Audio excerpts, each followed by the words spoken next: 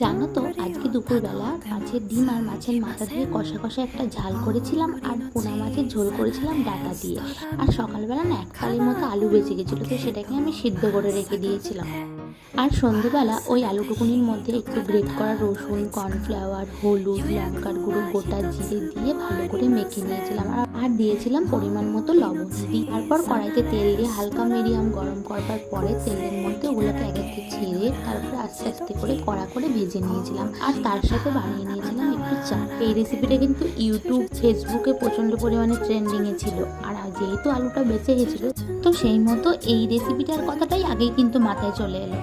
আর আলুটা বাঁচাতে কিন্তু আমার ভালোই হয়েছে। এই 2 কাপ চা বানালাম, 2টো পকোড়া বানালাম। চা খেতে খেতে দুজনে মিলে একটু ফোনে রিলস দেখলাম, আর কিছুটা সময় কিছু কথাবার্তা বললাম। আর এমনভাবেই গল্প করতে করতে কিছুটা সময় কেটে গেল আজকে সন্ধ্যেবেলা। তো সবাই ভালো থেকো, দেখা হচ্ছে অন্য কোনো ভিডিওতে। টাটা।